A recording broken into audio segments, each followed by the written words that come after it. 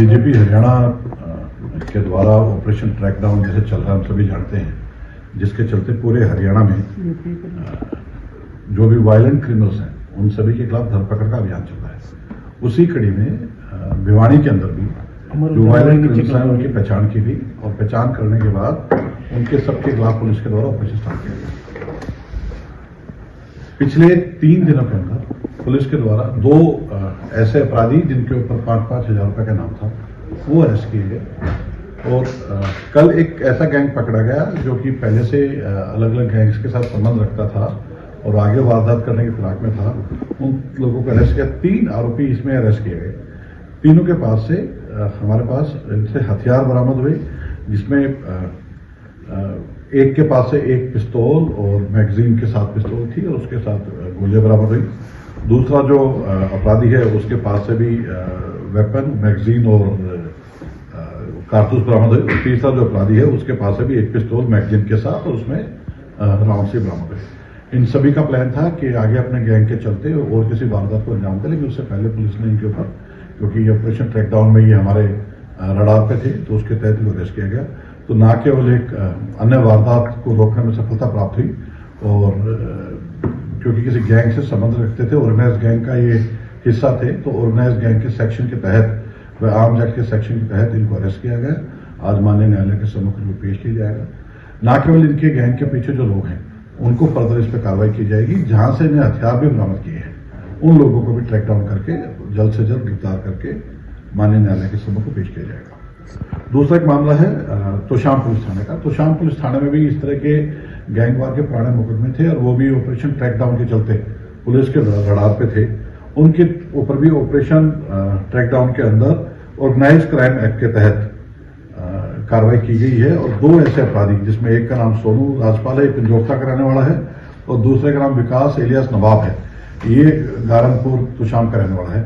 इन दोनों को अरेस्ट किया गया। इनके ऊपर पहले भी काफी मुकदमे हैं और अब ये बाहर थे और अब जैसे पता लगा कि दोबारा ये क्रिमिनल एक्टिविटीज में इन्वॉल्व हैं, वह ऑर्गेनाइज क्राइम के तहत अपनी एक्टिविटी कर रहे हैं, तो इनको भी अरेस्ट किया गया है। इनके खिलाफ पुराने जो मामले हैं उनमें इनकी बेल कैंसिलेशन के लिए पुलिस के द्वारा माननीय न्यायालय में अप्लाई कर दिया गया है और इनको भी अब जुडिशियल कस्टडी भेजा जाएगा। और तीसरा मामला जो है वो CIA 2 ने एक क्रिमिनल पकड़ा है, जिसके बारे में कल भी मेरे ख्याल में मीडिया के साथ कुछ बातें साझा की गई थी। ये भी वो लोग थे जो कि ऑर्गेनाइज क्रिमिनल के साथ मिलके इन्होंने पहले एक फिरौती की वारदात को अंजाम दिया गया था। इसमें काफी लोग पहले अरेस्ट हो चुके थे। ये एक अपराधी इसमें बकाया था जिसको राजस्थान के चुरू जिला से पुलिस के द्वारा गिरफ्तार किया गया है। इन्होंने पहले बहस में किसी व्यक्ति से फिरौती मांगने की घटना को अंजाम दिया था। तो अब सारा क्रक्स ये है कि जितने भी पुलिस के रडार पे ऑपरेशन ट्रैकडाउन में जो लोग हैं, तो जैसा आप देख रहे हैं कि डीजी साहब ने पूरी एक्टिवली ऑपरेशन ट्रैकडाउन पूरे हरियाणा चला रखा है। उसी में भिवानी जिला के अंदर अब तक ये विभिन्न केसेस में 12 ऐसे चिन्हित अपराधी जो ऑर्गेनाइज गैंग के साथ संबंध रखते हैं, गैर कानूनी हथियारों में डील करते हैं और किसी भी अन्य वारदात को अंजाम दे सकते हैं, वायलेंट क्रिमिनल्स हैं, उनको अरेस्ट किया गया है। इससे पहले 5 अन्य अपराधी इसके तहत गिरफ्तार किए जा चुके हैं। और भी जो व्यक्ति हैं, चाहे वो बेल पे है या फिर वो जुडिशियल कस्टडी में है, वो भी ऑपरेशन ट्रैकडाउन के दौरान पुलिस की लगातार निगरानी के अंदर हैं। और जितने भी भिवानी जिला के अंदर बदमाश हैं उनके लिए क्लियर कट है कि भिवानी छोड़ना पड़ेगा, हरियाणा छोड़ना पड़ेगा। बदमाशी किसी हालत में बर्दाश्त नहीं की पाएगी।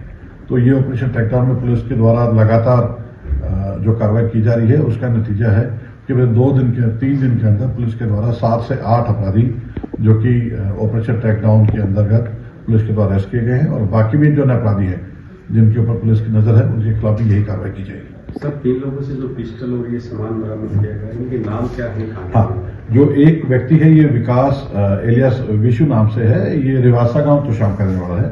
दूसरा व्यक्ति ओमवीर एलियास गोलू है, ये भी रिवासा गांव का रहने वाला है। और तीसरा योगेश एलियास योगी है, ये भी रिवासा गांव का है। ये तीनों एक ही गैंग से संबंध रखते हैं।